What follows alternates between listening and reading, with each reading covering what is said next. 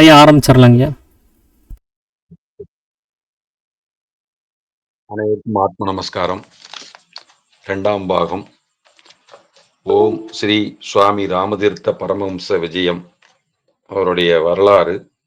அதுல 36ஆம் பக்கத்துல நேத்து இது பண்ணோம். அதுல 1வது ஆத்ம அனுபவத்திற்கு மார்க்கம் அப்படின்னு சொல்லிட்டு அது 36ஆம் பக்கத்துல இருந்து இப்போ மறுபடியும் அதை தொடர்றேன்.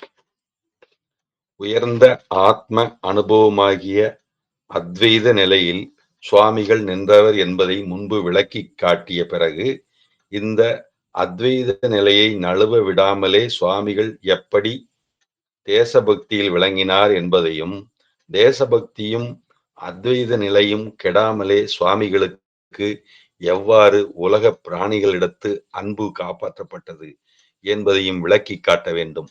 அதற்காக சுவாமிகள் வேதாந்த தத்துவங்களை அறிவிக்கும் விதத்தை முதலில் கூற புகுந்தோம். சில உபன்யாசங்கள் அத்வைத வேதாந்த நிலையை காட்டி சுவாமிகள் போதித்தபடி தெரிவிப்போம். முதலில் ஆத்ம அனுபவத்திற்கு மார்க்கம் போதிக்கப்படுகிறது. இந்த பாடத்தில் அடங்கிய ஒவ்வொரு வார்த்தையும் ஒவ்வொரு வாக்கியமும் ஆத்மாவை விளக்கும் ஒவ்வொரு சொல்லையும் மனதால் நன்கு தியானம் செய்து பார்த்து அதன் பொருளை நன்றாக சிந்தித்து மனமானது ஆத்மாவிற்குள் அழிந்து விடுமாறு அதிலேயே லயித்து கலந்து விடுமாறு செய்ய வேண்டுமென எச்சரிக்கை செய்கிறார். இந்த 1வதுங்கிறதே ஆத்ம அனுபவத்திற்கு மார்க்கம் அப்படின்னு தான் தலைப்பு இதுக்கு கொடுக்கப்பட்டிருக்கிறது. இதுல பின்னாடி நல்லா நமக்கு கருத்துக்கள் தத்துவ கருத்துக்கள் அழகா அதுல புரியறதுக்கு வரும். ஓம்கார துணியாகிய ஓம் என்பதையே தியானம் செய்யும் போது ஆரம்பம் செய்பவர்கள் தம்முடைய சக்தியை சூரிய மண்டலத்தை நோக்கியபடியே செலுத்தட்டும் என்கிறார். அப்ப பாத்தீங்களா, நம்ம சித்த வித்தை இங்க வந்தாச்சு. சரிங்களா? இப்படிதான் நம்ம இதை புரிஞ்சுக்க வேண்டியதா இருக்கு. அடுத்தது உபன்யாசம். வேதாந்த தியானத்தில் மனதால் கிரகிக்க வேண்டிய விஷயம், பாவிக்கப்பட வேண்டிய விஷயம் நமது உண்மையான ஆத்மாவே ஜோதிகளை விளக்கும் ஜோதி என்றும் சூரியர்களுக்கெல்லாம் சூரியன் என்றும் அறிய வேண்டியதுதான். இந்த நிலையில் உன்னை நிறுத்திவிடு. சரீர பாவனைக்கு மேலே மனதேதான் என்ற பாவனைக்கும் மேலாகவே நிலைநிறுத்தி மயக்கத்தின் என்றும் மாயை நின்றும் உன்னை விடுவித்துக் கொண்டு ஜோதிகளை விளக்கும் ஜோதி என்றும் சூரியர்களை பிரகாசிக்கச் செய்யும் சூரியன் நீயே என்றும் அறிய பிரயத்தனம் செய்து கொள். அப்போது உலக முழுமையும் உன் சன்னதியில் சொப்பனம் போல் நீங்குவதை பார்ப்பாய். மேகம் போல் இளகிவிடும். உன் முன்பு எல்லாம் படிந்து கிடக்கும். அசௌகரியம் என்று இல்லாவிட்டால் அதிகாலையில் எழுந்திரு. சூரியன் கிளம்பிக் கொண்டிருக்கையில் வானத்தில் அரை குறையாக கிளம்பியபடி இருக்கையில் அதை பார். அதை சுற்றி தோன்றும் அழகிய வட்டத்தை பார். இப்ப காலையில் நேரத்துல ஒரு 4 மணிக்கு எழுந்திருக்க சொல்ற மாதிரி எழுந்திருக்க சொல்றாரு. அப்புறம் அந்த பிரம்ம முகூர்த்தத்தை அப்படி கணக்கு பண்ண சொல்றாரு. அப்புறம் உதயசூரியனை கண்ணுல பார்த்தா கொஞ்சம் கண்ணுக்கு நல்லது அப்படிங்கிற மாதிரியும் அதை சொல்றாரு. அந்த தேஜோமயமாக சொலித்து கொண்டிருக்கிற அந்த சூரியனுடைய சைதன்யம் கிட்ட சாமி நமக்கு உதாரணம் சொன்ன மாதிரி 1000 கோடி சூரிய பிரகாசம் நம்முடைய சைதன்யம் கண் கூசாமல் பார்க்கலாம்னு சொன்ன மாதிரி இவரும் அதை புறத்துலையும் அந்த கண் அசையாம இருக்கிறதுக்கு இது ஒரு பயிற்சியாகவும் நமக்கு அப்படி வட்டத்தை பார்ன்னு சொல்றாரு. அப்ப அந்த பந்து மாதிரி சுத்தக்கூடிய அந்த பந்து வட்டத்தை பார்க்க சொல்றாரு. எல்லா மாதிரி இருக்கக்கூடியதை கதிர்வீச்சு நீங்கி தேஜோமயமாக ஜொலித்துக் கொண்டிருக்கும் அந்த தோற்றம் மனதை உற்சாகப்படுத்தும். சிறிதளவு எழும்பச் செய்யும். சிறிதளவு மனதை கிளப்பி விட்டால், கொஞ்சம் தூக்கிவிட்டால், பிறகு உனக்கு இஷ்டமான உயரம் கிளம்புவது மிக எளிதாகிவிடும். மலை உச்சிகளில் உள்ள உன்னத ஸ்தானங்களுக்கு கிளம்பிவிடலாம். இந்தியாவில் விளையாடும் பிள்ளைகளிடம் ஜில்லிக்கட்டை என்று ஒன்று உண்டு. அதன் உடல் பருத்தும் இரு முனைகளும் மெலிதாகவும் இருக்கும். இந்த செல்லாங்குச்சின்னு சொல்லுவாங்க.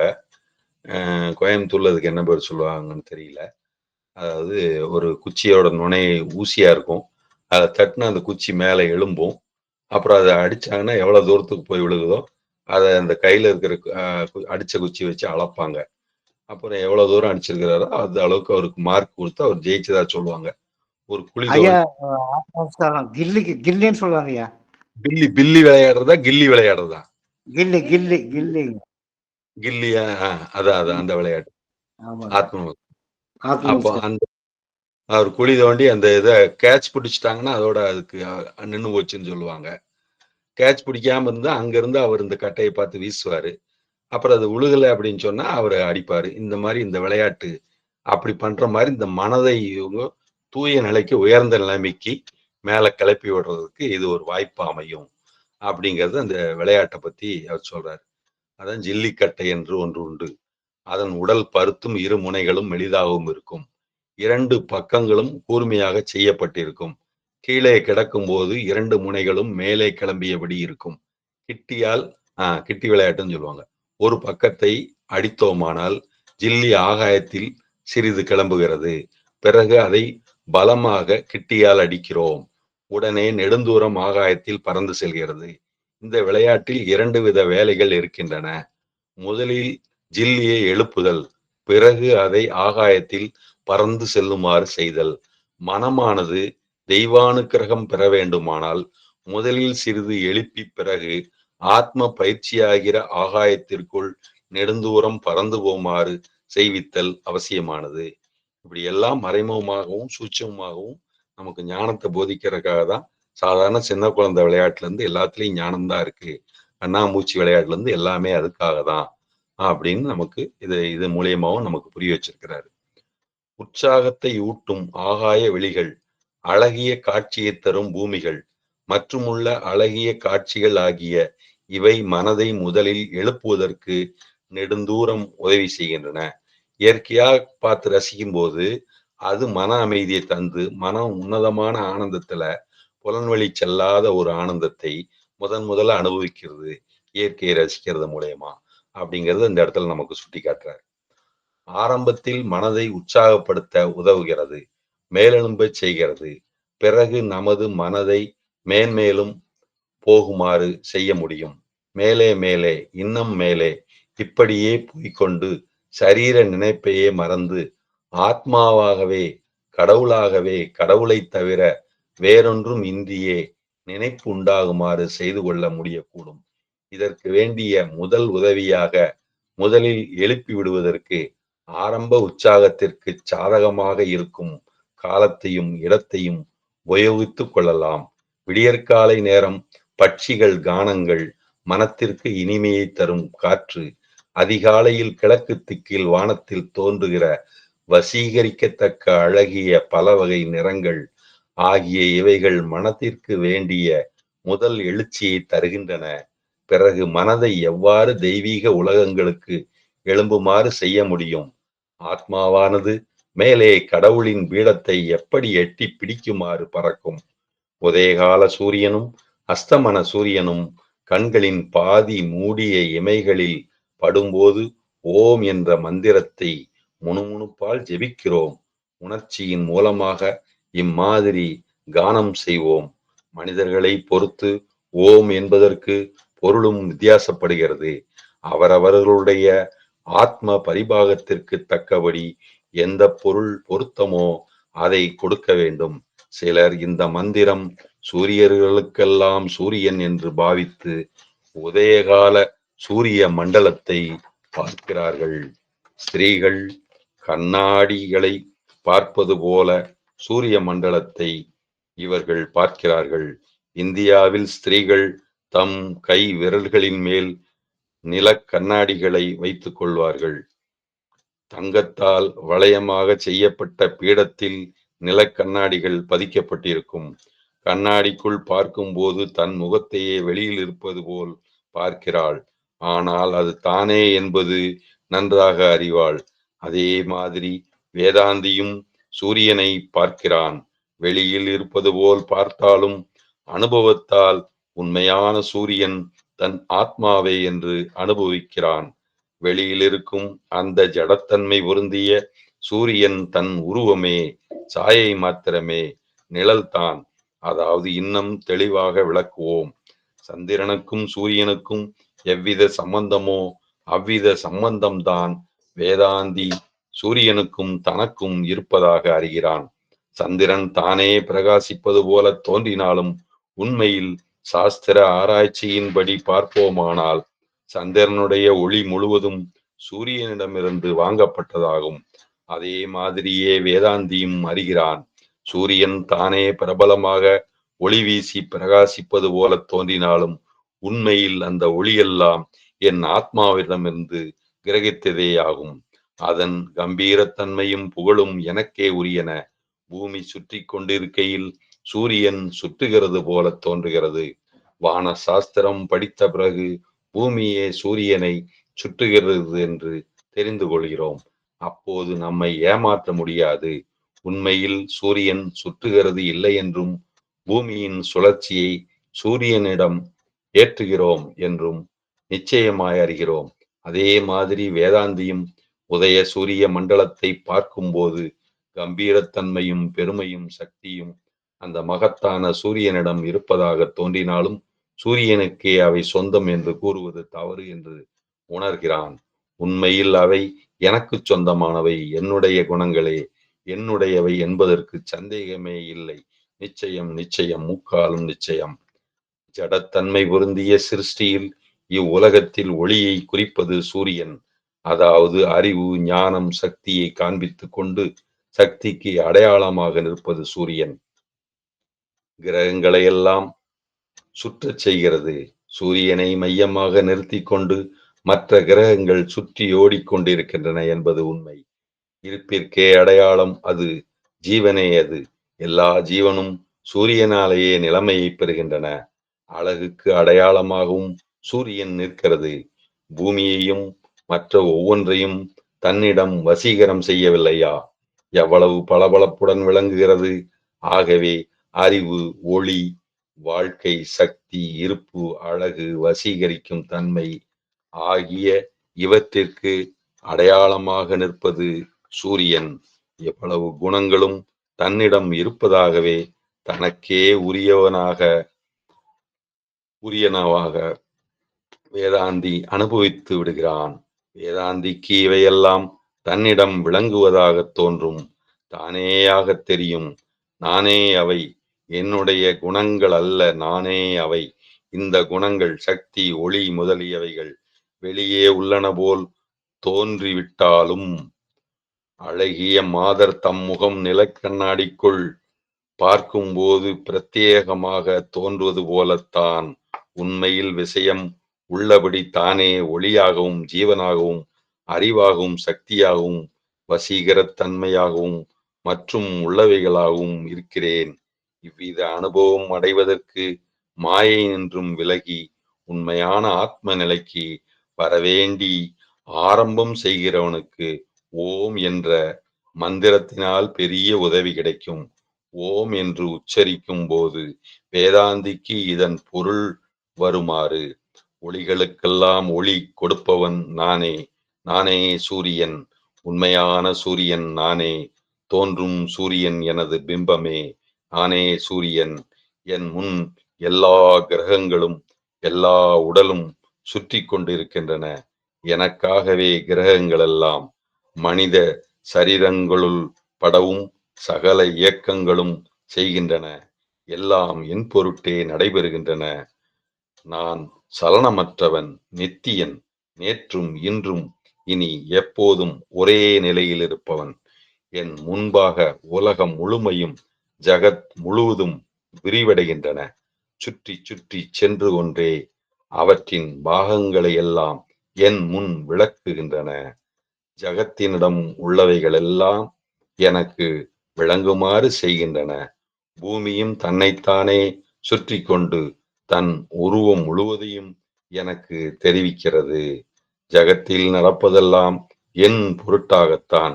சூரியன் ஒளி வீசுவதும் எனக்காகத்தான். சந்திரனும் என் முன்பு எனக்காகவே பிரகாசிக்கிறான்.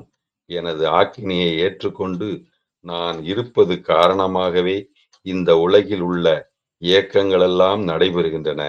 சூரியன் இருப்பதனாலேயே மரங்கள் வளர்கின்றன. மிருகங்களின் தசைகளுக்கு செயல் உண்டாகின்றது.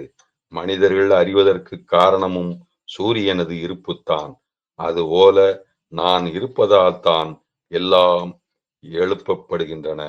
எனது இருப்பு உண்மையான ஆத்மா அல்லது கடவுள் இருப்பினால்தான் இவ்வுலகில் எதுவும் நடக்கிறது.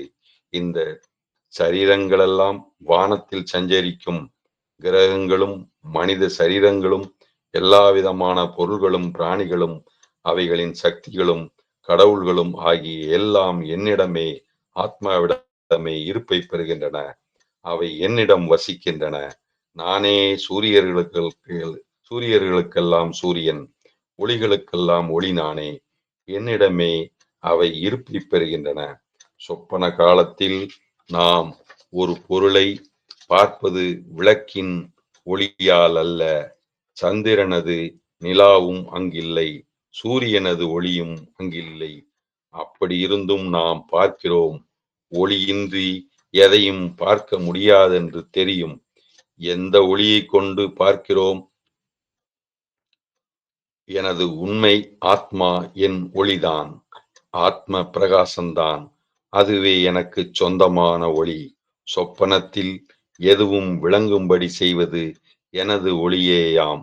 சொப்பனத்தில் ஒரு வைரத்தை பார்த்தாலும் அதுவும் எனது ஒளியால் அன்றோ விளங்குகிறது. வைரத்திலிருந்து வெளிப்பட்டு ஜொலிக்கின்ற பிரகாசமும் எனது ஒளிக்கடலில் தோன்றுகின்ற ஒரு கொப்பள மாத்திரமேயாகும். சொப்பனத்தில் பார்க்கப்படும் சந்திரனும் அதன் ஒளியும் சேர்ந்து எனது பிரகாசத்தில் இருந்து எழும் அலைகளேயாம். சொப்பனத்தில் சூரியனை கண்டாலும் அது கூட தன் ஒளியுடன் சேர்ந்து என் பிரகாசத்தின் மேல் உண்டாகும் தடித்த அலைகளே அன்றி வேறென்ன. அதே மாதிரிதான் விழித்திருக்கும் போதும் சூரியன், சந்திரன், நட்சத்திரங்கள் ஆகிய ஒவ்வொன்றும் எனது ஒளி என்ற சமுத்திரத்தில் தோன்றும் அலைகளேயாம். ஜோதிகளை விளக்கும் ஜோதியே நான். உலகத்தையே பிரகாசப்படுத்தும் வெளிச்சம் நான். இதை சொல்லும்போது சுவாமி சிவானந்த பரமஹம்சர் நாம் ஜெகத் ஜோதியாக்கும்னு சொன்னது நல்லா ஞாபகத்துக்கு வருகிறது. உங்களுக்கும் அது வரும்னு நினைக்கிறேன். சரி, எனது இருப்பு என்ற மகா சமுத்திரத்தில் சூரியர்களும் நட்சத்திரங்களும் கடவுள்களும் எல்லா வட்டங்களும் சுழல்களுமே அன்றி வேறென்ன. நானே ராஜாதி ராஜன். இவ்வுலகத்து அரசர்களாக நானே தோன்றுகிறேன். பல தோட்டங்களிலும் அழகிய புஷ்பங்களாக தோன்றுவது நானே. அழகிய வன தேவதைகளின் வசீகரமான முகத்தில் நானே புன்சிரிப்பாக தோன்றுகிறேன். யுத்த வீரர்களின் தசைகளிலும் நானே பலமாக நின்று அசையச் செய்கிறேன். சர்வமும் என்னாலேயே நடைபெறுகின்றன. தீய எண்ணங்களும் உலகப்பற்று சம்பந்தமான ஆசைகளும் மாயா சரீரத்திற்கும் மாயையான மனத்திற்கும் சொந்தம். என் சந்நிதியில் அவைகள் நிற்க பாத்தியமில்லை.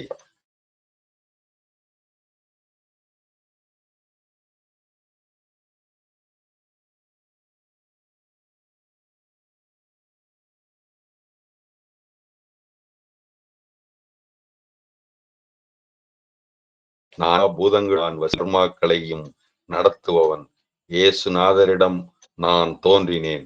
முகமது நபிக்கும் நான் விளங்கினேன். கியாதி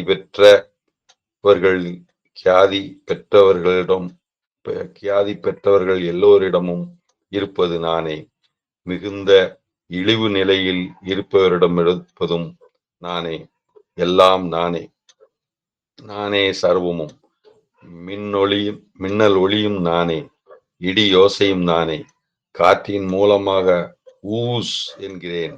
கடல்களில் அலையாகிறேன். மித்திரர்களும் விரோதிகளும் என்ற பேதம் என்னிடமில்லை. எங்கும் இருப்பவன் நான் தான். தோன்றி மறையக்கூடிய புகழ், செல்வமெல்லாம் அவற்றை பற்றிய எண்ணங்களெல்லாம் ஓடிவிடட்டும். சரீரத்தை பற்றியது எதுவானாலும் எனக்கு சம்பந்தம் இல்லை. எல்லா சரீரங்களும் என்னுடையவைகளே. இவ்விதமே கானம் செய்ய வேண்டும். இருப்பது ஒன்றே, மற்றவையெல்லாம் மித்தையே. அந்த ஒரு பொருளும் நானே. சர்வ ஞானி, சர்வ சக்திமான், எங்கும் நிறைந்தவன், எதற்கும் கட்டுப்படாதது. நான் சுதந்திரன், பரிசுத்தமே நான். பாவம் என்பது எனக்குச் சம்பந்தம் இல்லை. 2வது ஓம்கார தொனி என்னும் 46வது பக்கத்துல ஆரம்பிக்குது. ஓம் என்ற மந்திரத்தின் மகிமையைப் பற்றி பல புத்தகங்கள் எழுதப்பட்டிருக்கின்றன, இன்னும் எழுதப்படுகின்றன. உண்மையில் வேதங்கள் முழுமையும், வேதாந்தமெல்லாம் மற்றுமுள்ள சாஸ்திரங்கள் எல்லாம் இந்துக்களை பற்றிய வரையில் இந்த ஓம் என்ற தொனியுள் அடங்கியிருக்கின்றன. இந்தியாவில் பல சமயங்கள் இருந்த போதிலும் எல்லா சமயத்தவரும் ஓம் என்ற மந்திரத்தை மனப்பூர்வமாக அங்கீகாரம் செய்கின்றனர். ஹிப்ரு ஜாதியினரும் முகமதியரும் கிறிஸ்தவர்களும் கூட பிரார்த்தனைகள் நடத்தும் போது முடிவில் ஆமன் என்று முடிக்கின்றனர்.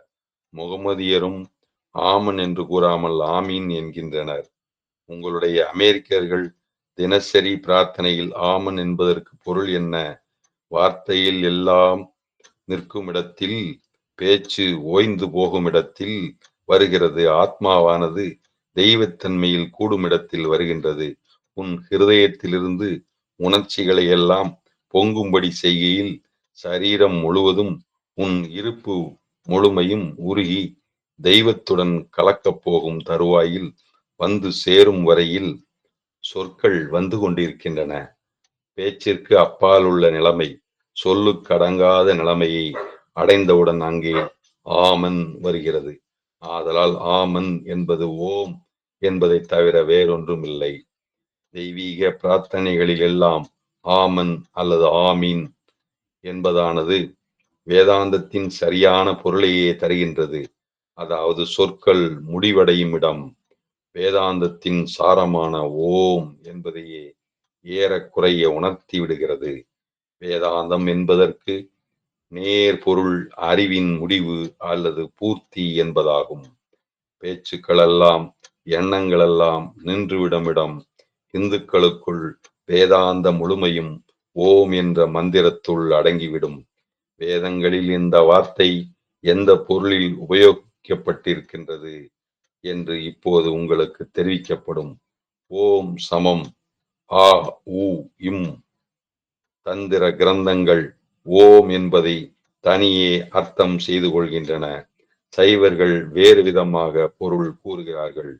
வைஷ்ணவர்கள் தனி விதமாக கொள்கிறார்கள். மற்ற இந்து சமயத்தவருக்கும் தனித்தனி பொருள்கள் உண்டு. இப்போது கொடுக்கப்படும் பொருள் எங்கும் ஒப்புக்கொள்ளக்கூடியது. வேதாந்தத்தின் அடிப்படையான பொருளே குறிப்பிடப்படும். ஆ உ இம் என்ற மூன்றும் சேர்ந்து ஓம் என்றாகிறது. ஆ என்ற அச்சரம் வேதாந்த சாஸ்திரப்படி ஜட சம்பந்தம் என்று கூறப்படும் பிரபஞ்சத்தை குறிக்கிறது. ஜடமாக தோன்றும் உலகம் ஜட சம்பந்தமான இந்திரியங்களால் அறியப்படும் உலகம் பொருளாகும்.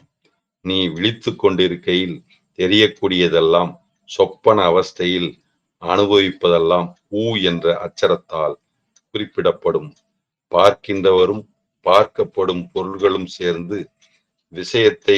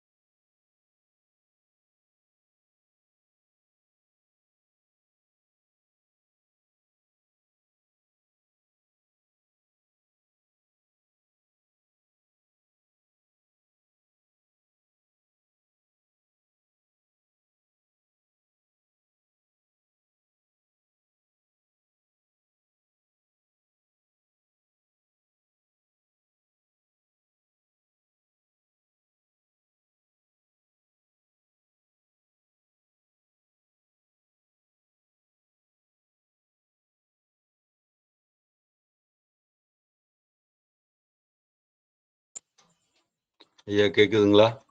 ஐயா கேக்குதுங்க.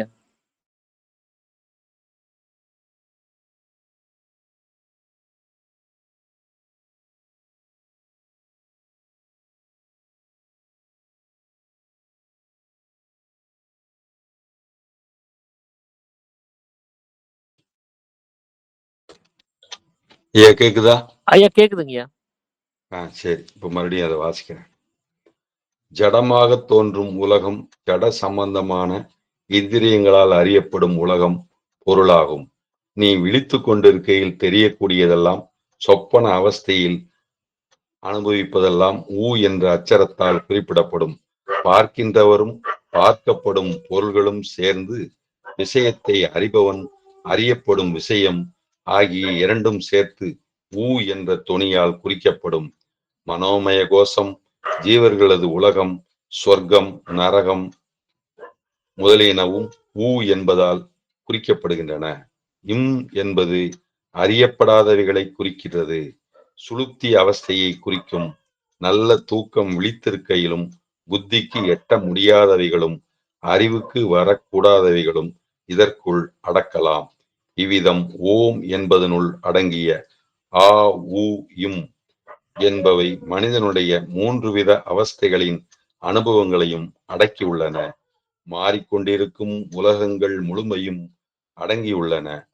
ஆ உ இம் என்ற அச்சரங்களுள் சாதாரணமான அமாத்திரை என்ற கொள்கை அடங்கியிருக்கிறது. அதாவது அழிய முடியாத சலித்தல் இல்லாத வஸ்து அல்லது மூன்று வித மாறுதல்களுக்கு உள்ளும் ஊடுருவி செல்லுகின்ற வஸ்து மாத்திரமேயாகும். இப்படியாக ஓம் என்பது எல்லாம் சேர்ந்த ஒன்றையே குறிக்கின்றது. ஐரோப்பா, அமெரிக்கா தேசங்களில் உள்ள தத்துவங்கள் எல்லாம் விழித்துக் கொண்டிருக்கும் நிலையில் உள்ள அனுபவத்தை மாத்திரமே ஆதாரமாக கொண்டுள்ளனவாய் இருக்கின்றன. சொப்பன அவஸ்தைகளையும் சுளுத்தியின் அனுபவத்தையும் மதிக்கவே இல்லை. அதனால் அதை பற்றி ஹிந்துவானவன் கூறுவது என்னவென்றால், பூர்த்தியான விஷயங்கள் இன்றியே ஆரம்பம் செய்கிறாய். பிரபஞ்ச தத்துவத்தை பற்றி நீ கூறி முடிப்பது எவ்வாறு உண்மையாயிருக்கும்? உனக்கு வேண்டிய விஷயங்கள் 3 வகையாகும். உனது உலக அனுபவம் 3 வகைப்படும். இவையெல்லாம் கவனிக்கப்பட வேண்டும். விழித்துக் கொண்டிருக்கையில் காணப்படும் உலகம் மற்ற 2 காலங்களிலும் முழுமையும் மறைந்து போகிறது. அப்படி இருந்தும் நீ, அதாவது உன்னிடமுள்ள ஆத்மன் சொப்பன காலத்தில் இருக்கின்றாய். நல்ல தூக்கம் என கூறப்படும் சுளுத்தி காலத்தில் நீ இறந்தா ஓய்விட்டாய். புத்தியும் பிரஞையும் அடங்கி போகின்றன. அப்படி இருந்தும் உண்மையான ஆத்மன், உண்மையான நீ அப்படியே இருக்கிறாய். மாற்ற முடியாததும் சலிக்காததுமான தத்துவம் இந்த உண்மை நிலை 3 வித உலகங்களிலும் உனது ஆத்மாவாகவே வியாபித்திருக்கிறது. இதுவே ஓம் என்பது. உனது மனதையோ புத்தியையோ அல்லது மூளையையோ நீ என்று கருதிவிட உனக்கு பாத்தியமில்லை. உலகம் இருக்கிறது என்று எப்படி தெரியும்? பிரபஞ்சம் இருக்கிறது என்பதற்கு ருஜி என்ன? எப்படியெனில் நீ தொடுகிறாய், பார்க்கிறாய், கேட்கிறாய், ருசிக்கிறாய், முகர்கிறாய். இவ்வளவுதான் ருஜு. மேனாட்டு தத்துவ சாஸ்திரிகள் எல்லோரும் இவ்வுலகத்தை பற்றி வேண்டிய அளவு எழுதியிருக்கின்றனர். ருஜு என்னவெனில் இந்திரியங்களே. உலகம் இருக்கிறது என்பதற்கு பிரதேச்சமாகவோ அனுமானமாகவோ உங்களுடைய இந்திரியங்களே ருஜுவாகும். எல்லா வகையான உணர்ச்சி, அறிவு முதலியவைகள் உண்டாவதற்கு காரணமாக உள்ளது அனுபவமேயாகும். அனுபவம் என்பது விழித்துக் கொண்டிருக்கும் நிலையில் மாத்திரம் ஏற்படுவதாகாது. விழிப்பு நிலையில் உனது இந்திரியங்கள் கனத்தவைகளாக ஜடமாக இருக்கின்றன. சொப்பன அவஸ்தையிலும் உனக்கு உணர்ச்சியும் அனுபவமும் ஏற்படவில்லையா? அந்த காலத்திற்கு ஏற்ற இந்திரியங்கள் அறிவை கொடுக்கும் கருவி கிடையாதா? வெளிக்கண்களும் காதுகளும் அப்போது வேலை செய்யவில்லை. சொப்பன உலகில் அறியப்படும் பொருள்களையும் அவற்றிற்கேற்ப இந்திரிய கருவிகளையும் ஒரே காலத்தில் சிருஷ்டித்துக் கொள்கிறாய். அதனால் சொப்பனத்தில் இந்திரியங்களும் இந்திரியங்களுக்கு விஷயமான பொருள்களும் ஒரே நாணயத்தின் இரு பக்கங்களை போலாகின்றன. சொப்பன காலங்களில் விஷயத்தை அறிபவனும் அறியப்படும் விஷயங்களும் ஏக காலத்தில் ஜனிக்கின்றன. இப்படிப்பட்ட சொப்பன அறிபவனும் சொப்பன விஷயங்களும் சேர்ந்து ஊ என்ற துனியால் குறிக்கப்படும். இப்படி அறிபவனும் அறிவடு விஷயமும் எந்த உண்மை பொருளின் மேல் எழும் அலைகளோ அந்த உண்மை பொருளே ஆத்மன் அல்லது ஓம். வேதாந்த சாஸ்திரப்படி உனது விழிப்பும் இவ்வாறானதே. உனது இந்திரியங்களும் அறியப்படும் விஷயங்களும் ஒரே சக்தியின் எதிரிடையான அம்சங்களுக்குள் பொருத்தங்களுடன் கூடியவைகளே. அதாவது ஒரு பொருளின் இரு பக்கங்கள் போன்றவைகளே. சொப்பனங்களில் பொருள்கள் ஏக காலத்தில் உற்பத்தியான போதிலும் நீண்ட காலம் இருந்தது போல் தோன்றுகின்றன. அவ்விதமே பிரக்ஞையுடன் இருக்கும் விழித்த நேரத்திலும் உலகத்து பொருள்களும் அவற்றை பற்றிய சென்ற சரித்திரமும் சேர்ந்து அறிகின்றவன் கிளம்பும் போது கூடவே கிளம்புகின்றன. இந்த உலகம் சத்தியம் என்றும் கனமாகவும் அழுத்தமாகவும் இருக்கிறதென்று நீ கூறும்போது இந்த வாக்கியமானது நீ உணரும் தன்மை நின்று இந்திரிய உணர்ச்சியினது ருஜுவின் பேரில் மாத்திரமே ஏற்பட்டதாகின்றது. சொப்பன அவஸ்தையை அனுபவிக்கும் அகம் சொப்பன பொருள்களை சத்தியம் என்று கூறுவது போலவும், படுதாவில் வரையப்பட்ட மனிதன் தன் நாயை சத்தியம் உண்மை என்று கூறுவது போலவுமே போன்றது. உண்மையில் இரண்டும் அசத்தியமே. இந்திரியங்களை உண்டாக்கியது எவை? பூதங்கள். இந்த பஞ்ச பூதங்களை எப்படி அறிவது? இந்திரியங்களின் மூலமாகத்தான். இப்படி தர்க்கிப்பது சுழல்வது ஆகவில்லையா? விழித்துக் கொண்டிருக்கும் நிலையை பற்றிய உலகத்தின் மாயையான சொரூபம் இவ்விதமே விளங்கிவிடுகிறது. சொப்பன காலத்தில் நீ சொப்பனம் காணும் வரையில் பொருள்கள் சத்தியம்தான். விழித்துக் கொண்டதும் அந்த பொருள்களை காணோம். விழித்துக் கொண்டிருக்கையில் எல்லா பொருள்களும் கனமாக தோன்றுகின்றன. நல்ல தூக்கத்தில் உலகம் எங்கே போய்விட்டது? எங்கும் காணோம், போயே போயிற்று. இங்கே விழிப்பு நேரத்திலும் சொப்பன காலத்திலும் தோன்றிய சத்திய நிலை பலிக்க காணோம். எப்போதும் விடாமல் தொடர்வது எதுவோ அதுவே இந்துக்களுக்கு சத்திய பொருளாகும். ஒரு காலத்தில் தோன்றி சாயை போல் மற்றொரு காலத்தில் நீங்கிவிடுவது எதுவோ அது மாயையான தோற்றம் மாத்திரமே ஆகும். உண்மை அல்லது சத்தியம் என்பதற்கு ஹர்பர்ட் ஸ்பென்சரும் இதே அடையாளம்தான் வேண்டும் என்கிறார். இவர் ஐரோப்பிய தத்துவ சாஸ்திரிகளுள் விவேகானந்த சுவாமிகளும் மாணாக்கராக இருக்கும்போது இந்த ஸ்பென்சருக்குத்தான் கடிதம் எழுதி உயர்ந்த அபிப்பிராயம்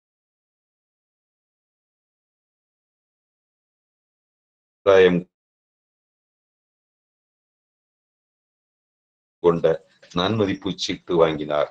சொப்பன உலகம் உண்மையானதல்லவென்று ஏன் கூறுகிறாய்? ஏனெனில் நீ விழித்துக் கொண்டால் அதை காணோம் என்ற காரணத்தால் தானே. இதே மாதிரிதான் விழித்த நிலையில் காணப்படும் உலகமும்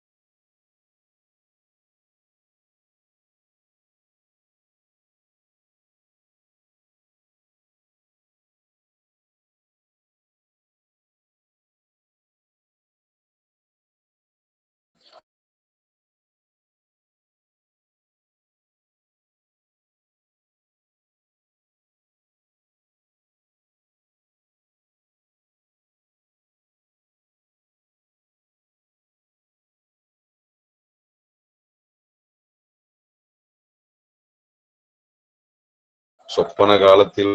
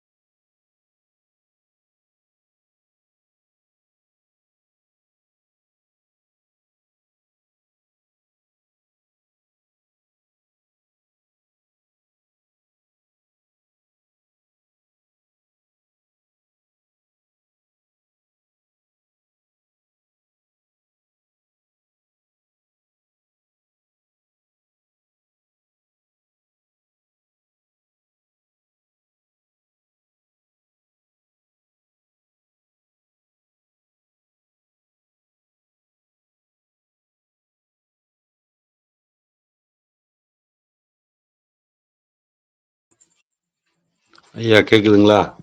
ஐயா கேக்குதுங்கய்யா. சரி. சொப்பன உலகம் உண்மையானதல்லவென்று ஏன் கூறுகிறாய்? ஏனெனில் நீ விழித்துக் கொண்டால் அதை காணோம் என்ற காரணத்தால் தானே. இதே மாதிரிதான் விழித்த நிலையில் காணப்படும் உலகமும் சொப்பன காலத்திலும் நல்ல தூக்கத்திலும் அனுபவத்தில் இல்லையல்லவா? ஏன் இதை மாத்திரம் ஒப்புக்கொள்ள வேண்டும்? ஓம் என்பதில் அடங்கிய அகாரம் நாம் விழித்துக் கொண்டிருக்கும் நிலையில் காணப்படும் பொருளை அறியும் புருஷனும் சேர்ந்த குறிப்பாகிறது. உண்மையான ஆதாரமாக நிற்கும் ஆத்மாவினிடம் தோன்றுகிற தோற்றங்களேயாம் என தெரிவிக்கிறது. அமெரிக்காவிலும் ஐரோப்பாவிலும் எதையும் மெஜாரிட்டி பார்த்து தீர்மானிக்கிறார்கள். மிகச்சரியே. சொப்பன அனுபவமும் சுளுத்தி அனுபவமும் சேர்க்கப்பட வேண்டும். விழித்த நிலையில் சொப்பன அனுபவம் பொய்யாகின்றது. அதே மாதிரி சொப்பன அனுபவமும் சுளுத்தியும் சேர்ந்து விழித்த நிலையில் அறியப்பட்ட உலகம் உண்மையல்ல என்பதற்கு ருஜுவாகும். மேலும் செடி வர்க்கங்கள் இருக்கின்றன, இடைவிடாத சுளுத்தி அவஸ்தையில் இருக்கின்றன. மிருக வர்க்கங்கள் எப்போதும் சொப்பன அவஸ்தையை அனுபவித்திருப்பன போல விளங்குகின்றன. அவைகளுக்கு இந்த உலகம் உனக்கு தோன்றுவது போல தோன்றவில்லையே. அவைகளது அனுபவங்களை ஏன் கணக்கிடக்கூடாது? எறும்பின் திருஷ்டியில், தவளையின் பார்வைக்கு, ஆந்தை, யானை முதலிய பலவற்றிற்கும் பொருள்கள் நீ பார்ப்பதனின்றும் வேறாக தோன்றும். ஓஹோ, மனிதனது அனுபவம் மாத்திரமே கவனிக்கப்பட வேண்டும். விழித்த நிலையில் உள்ள அனுபவ உலக மாத்திரம் உண்மை என அங்கீகரிக்க வேண்டும் என்பாய். சரி, ஆனால் பரிபூரண தன்மை, ஞானியாகிய தன்மையை அடைந்த மனிதருடைய அனுபவங்களையும் நியாயமாக ஒப்புக்கொண்டால் அதுவும் ஜடமாக தோன்றுகிற இவ்வுலகம் உண்மை அல்லது சத்தியம் அல்லவென்று உனக்கு உறுதியாக கூறிவிடும். இது எப்படி முடியும் என்று கேட்பாய். சற்று யோசித்துப் பார். உங்கள் தத்துவ சாஸ்திரிகளின் அனுபவத்தையே பாருங்கள். இந்த பெரியோரெல்லாம் எப்போதும் மகிமை பொருந்திய நிலையில் இருப்பவர்கள். அவர்கள் கௌரவத்திற்கு பாத்திரர்களாகும் நிலை எப்போது? அறிவானது அவர்களிடம் உற்பத்தியாகி பெருகும்போது அவர்கள் உன்னத நிலையில் இருக்கிறார்கள். அப்படிப்பட்ட நிலையில் அவர்கள் இருக்கும்போது போய்ப்பார். அவர்களது சரீரத்திலுள்ள ஒவ்வொரு மயிர்காலும் உலகத்தின் பொய்த் தோற்றத்தையே பிரசங்கிக்கவில்லையா? அபேதத்தையே போதிக்கவில்லையா? அந்த நிலையில் துவைதம் இல்லை, பன்மை இல்லை, தனி மனிதனே கிடையாது, உலகம் இல்லை, எல்லா தோற்றங்களும் சூன்யமாகிவிட்டன. யோசனையிலேயே ஆழ்ந்து நிற்கின்றார்கள். மனோபாவனையான நிலையே அதுவே பூரண நிலை. அங்கிருந்து எல்லா அறிவும் தானே பொங்கி வருகிறது. சூரியனிடமிருந்து ஒளி வீசுவது போலவே சுய பிரஞை இன்றியே தத்துவ சாஸ்திரியிடமிருந்து அறிவு தானே வெளிப்படுகிறது. அந்த நிலையில் நிற்பதால் அவன் பேசக்கூடவில்லை. அந்த நிலையினின்றும் அவன் கிளம்பி வந்த பிறகுதான் பேச்சு ஆரம்பிக்கின்றது. அந்த நிலையில் மேலான எண்ணங்களும் நூதனமாக காணப்படுபவைகளும் அவனிடமிருந்து உதிக்கின்றன. இப்படியே எல்லா உயர்ந்த அறிவாளிகளும் உன்னத நிலையில் நிற்கும்போது அவர்கள் அடையும் அனுபவங்களெல்லாம் உலகத்தின் அசத்திய நிலையையே ருஜுப்படுத்தி நிற்கின்றன. மனோதத்துவ சாஸ்திரத்தில் எல்லோரும் ஒப்புக்கொள்ளக்கூடிய ஒரு விதிப்படி ஒரு விஷயத்தை பற்றி அறிவதற்கு அவ்விஷயத்தை விட்டு தனியே மற்றொன்று நம்மிடம் இருக்க வேண்டும். மனதினிடம் பேதநிலை இல்லாமல் இருக்கும்போது விஷய பிரஞைகள் எல்லாம் அடங்கி நின்று விடுகின்றன. அப்போது அருள் அல்லது ஆவேச நிலை அடையப்படுகிறது.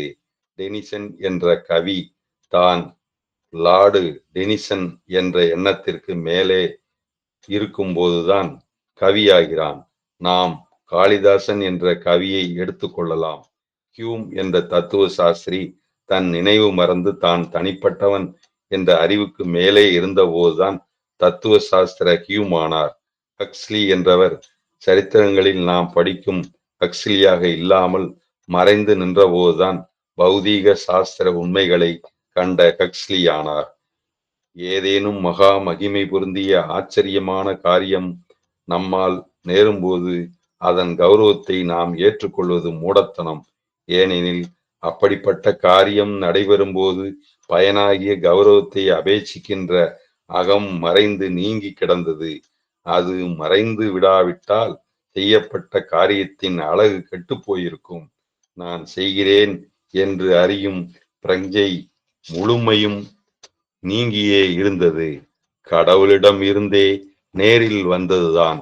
இவ்விதமே பெரிய எண்ணங்களை எண்ணுகிறவர்களும் பெரிய ஆசிரியர்களும் எவரான போதிலும் சரியே, நாம் அவருடைய தீர்மானத்தை அவர்கள் உன்னத நிலையில் இருக்கும்போது கொண்ட அபிப்பிராயத்தை ஏற்றுக்கொள்வதானால் அவர்கள் தம் செய்கைகளாலும் தம் சரீரங்களின் ஒவ்வொரு அணுவாலும் இவ்வுலகத்து அசத்திய நிலையையே உபதேசிக்கின்றார்கள்,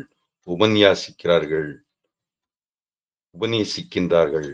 வார்த்தைகளை காட்டிலும் திறமாகவே செய்கைகள் பேசிவிடுகின்றன, நமக்கு தெரிவித்து விடுகின்றன.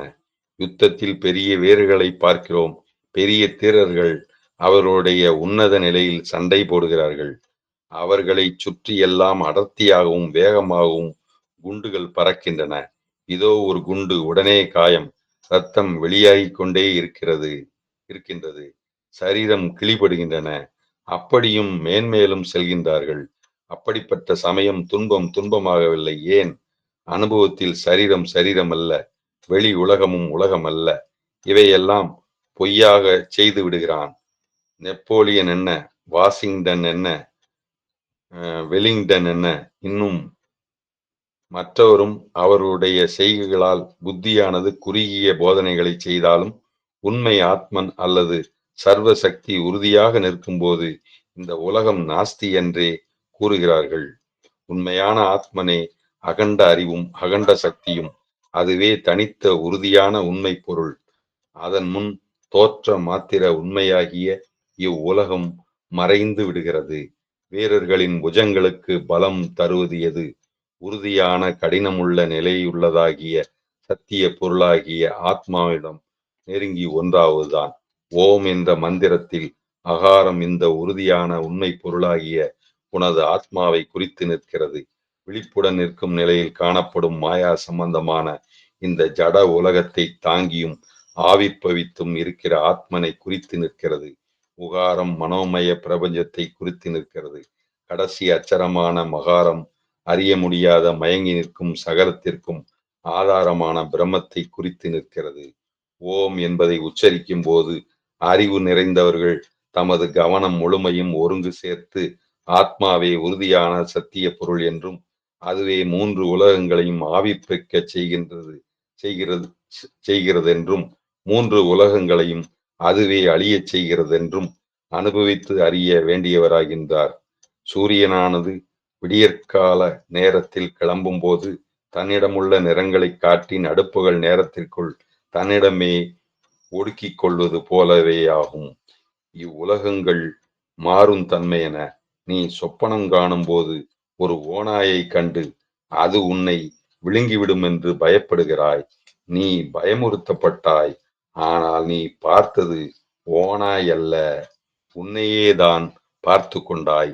அப்படியேதான் விழித்த நிலையிலும் நீயே விரோதியும் சிநேகிதனும் என்று வேதாந்தம் உங்களுக்கு தெரிவிக்கிறது. ஓம் என்பதை உச்சரிக்கும் போது உங்கள் மனதை அவ்வளவு உயரத்தில் நிறுத்தி இவ்விஷயத்தை அனுபவிக்க செய்ய வேண்டும். பொறாமை குணங்களும் கெட்ட குணங்களும் வேரோடு நாசம் செய்யப்பட வேண்டும். மனோபலம் அல்லது அகம் புத்தி கூட நீங்க வேண்டும். இவ்விதம் தனிமையை குறிக்கும் எண்ணத்தை களைந்து விடுங்கள். சில ஜனங்கள் ஜட பொருள்களெல்லாம் மனதில் உதிக்கும் எண்ணங்களே என்பதை உணராமல் எண்ணங்களை எல்லாம் ஜடப்பொருளாக பிரயத்தனம் செய்கிறார்கள்.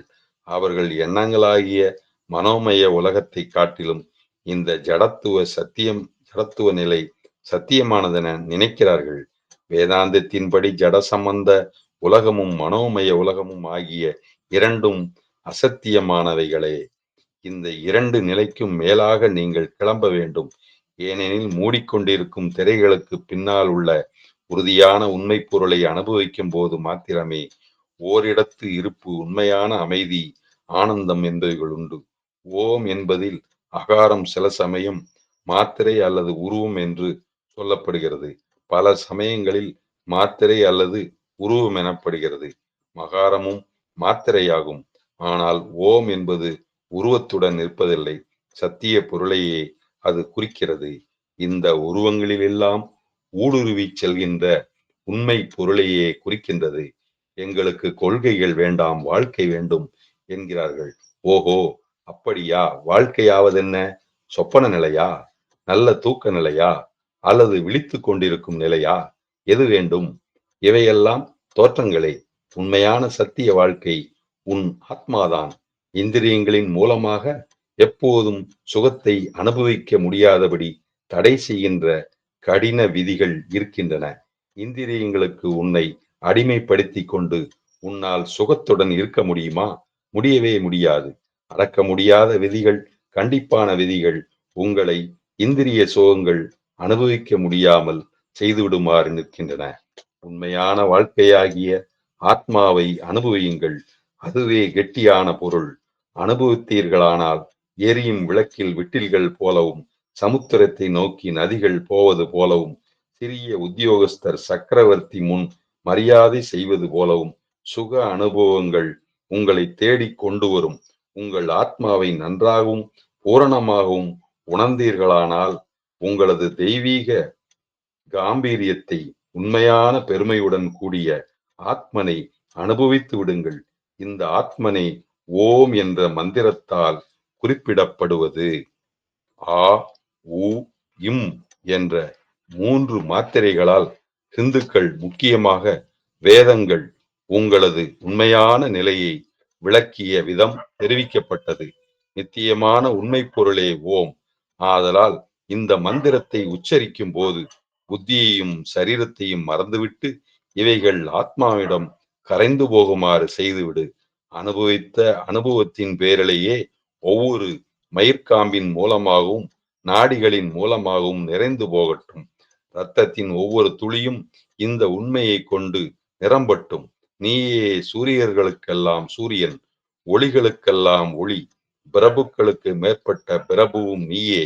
சத்தியமான ஆத்மாவே நீ ஆகிறாய். ஓம் ஓம். இதோட 60ஆம் பக்கத்துல பாதி முடிச்சிருக்கிறோம். அடுத்தது 3வது, பின்வரும் காரணங்களுக்காக தனியே நடந்து உலாவச் செல் அப்படிங்கிறது இருக்குது. அதை நாளைக்கு 10 மணி 28 நிமிஷம் ஆனதுனால நாளைக்கு தொடருவோம். இது வரைக்கும் சிவானந்தர் அருளாலையும் சுவாமி ராமதீர்த்தருடைய அருளாலையும் இறைவன் அருளாலையும் திருப்திகரமா இன்னைக்கு சிறப்பா வந்திருக்குது. நேற்று தொடங்கும் போதும் நல்ல திருப்தியா தான் இருந்தது. இன்னைக்கும் அந்த திருப்தி இருக்குது. அனைவருக்கும் ஆத்ம நமஸ்காரம். நாளைக்கு 3வது பாகம் ராமதீர்த்த பரமஹம்சர் வரலாறு தொடரும். ஓம் ஆத்ம நமஸ்காரம். ரொம்ப நன்றிங்க. உங்களுடைய அந்த பங்களிப்பு தொடர்ந்து இருக்கணும் அப்படின்னு நான் நினைக்கிறேன். ரொம்ப சந்தோஷங்க. நேரம் என்ன செய்யுங்க, கேள்வி கேட்கணும்னா கேளுங்க. SV முருகனையா பேசுன மாதிரி இருந்தது. ஆத்ம நமஸ்காரம் சொல்லியிருக்காங்க. சரி, நிறைவு பண்ணிருங்க ஐயா ரமேஷ் ஐயா.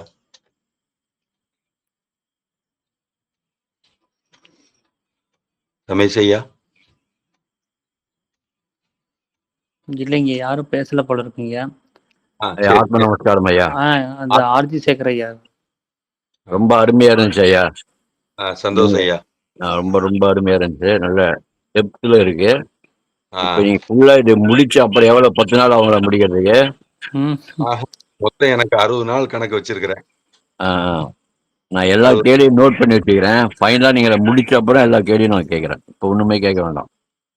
ஆனா 60 நாள் ஆகும் எனக்கு. நல்ல நம்பிக்கை. Okay okay okay. பேச முடியும் அப்படிங்கும்போது இதுக்கப்புறம் 820 பக்கம், இது 245 பக்கம், இதுக்கப்புறம் 820 பக்கமும் என்னமோ ஒரு இது இருக்குது. சரிங்களா? அப்ப அதெல்லாம் பார்க்கும்போது கணக்கு பார்த்தா ஒரு நாளைக்கு 30 பக்கம். ஆத்ம நமஸ்காரம். ஆத்ம நமஸ்காரம்.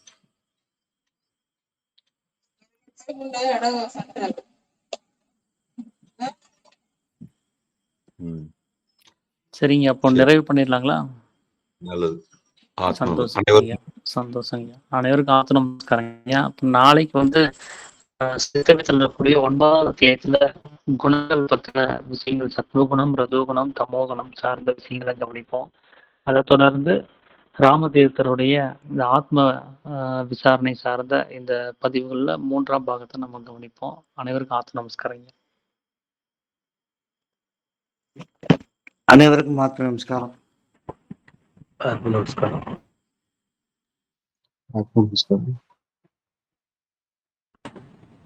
எல்லோருக்கும் ஆத்ம நமஸ்காரம் ஐயா.